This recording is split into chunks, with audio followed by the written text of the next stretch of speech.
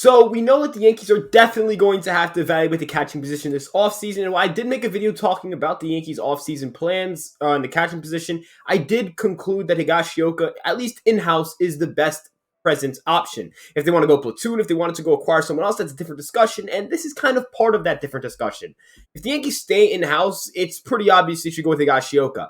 But if the Yankees are going to go externally for a catcher, I really don't think there's a better option out there than Mitch Garver. If you guys don't know, Mitch Garver is a right-handed hitting catcher for the Minnesota Twins, and he has been one of the best offensive players in baseball. Not just one of the best offensive catchers in baseball. He is a prolific home run hitter with incredible plate discipline and provides some solid value defensively at the backstop position. And so with that being said, I'm Ryan Garcia from Fireside Yankees. If you guys like what I do, please like, comment, and subscribe. Drop a follow at Ryan Garcia ESM, though I assume most of you already know me from there.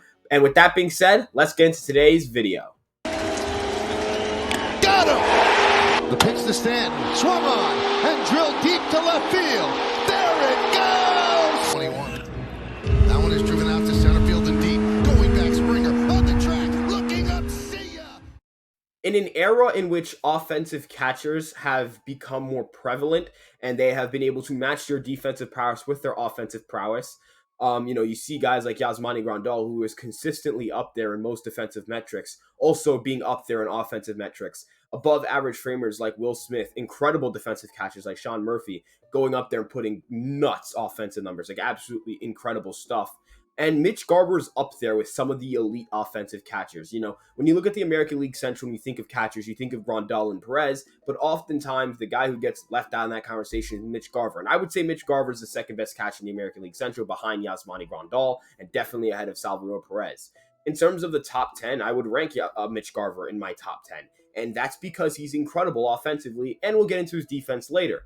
A 135 WRC plus, 894 OPS, 11.6% walk rate, 15.3% barrel rate. He's hitting a home run in every 14.8 plate appearances and has a 5.3 BWARP per 650. I mean, he's just as good as it gets offensively. He's an incredible power hitter. He hits the ball in the air a ton. His average exit velocity is well above 90 miles per hour. I believe it's in the 91, 92 range. Again, prolific barrel rate. Puts the ball in the air, walks a lot. There's just not many flaws, if there are any, to Mitch Garver's game. Perhaps someone will say, well, he strikes out a lot, but quite frankly, that doesn't matter to me too much. When you're putting up elite offensive numbers, you can do it however you'd like. As long as it's sustainable and it's able to be, you can do it for a long period of time. I don't care what your offensive style is. There are multiple ways to generate offense, and I don't even think the home run is the only way to generate offense. There are guys who specialize in getting on base and don't have great power, and they're extremely valuable to a baseball team. There are hitters like Nick Madrigal, who posted a 113 WRC plus this year, and he is not at all a power hitter. He is very, very much not a power hitter, but he's still a pretty good offensive player, despite the fact that he has really no power. And Mitch Garver is just another archetype of offense. He is an extreme fly ball guy. He pulls a lot of them, barrels a lot of them, hits the ball hard, hits it very, very far. And that's what makes him a very attractive option for the Yankees, because he would slot in. He could go hit in the middle of that lineup. And if you can surround your team with, you get a shortstop, you get potentially a first baseman, you're not talking about a prolific, a dominant, a dynamic offense. And that's something the Yankees have sorely missed last year, where they were just not as great as they should have been offensively. And Mitch Garver is definitely a step in the right direction.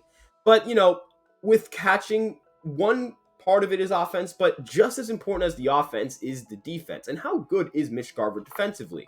Let's talk about it. From 2019 to 2021, he has a 4.8 FRAA, which is fielding runs above average, 0.2 FRM, which is your framing rating, a 4 defensive runs saved, a negative 0.9 CDA, catcher and defensive adjustment, and negative 0.5 framing runs above average.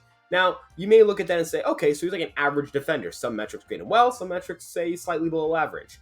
And that is kind of the Mitch Garver story. He really improved defensively in 2019. 2020 he took a big step back, but that could have been due to injury. And in 2021, he had another solid defensive season. So I would say he's closer to an above average defender. I would say slightly above average, but at the catching position, that's super valuable defensively. Even a below average, slightly below average defensive catcher provides defensive value because of how valuable that position is. Now, If you guys don't know the story of how Mitch Garver improved himself defensively, that happened in 2019. He spent the offseason prior working with Tanner Swanson, the current catching coordinator for the New York Yankees.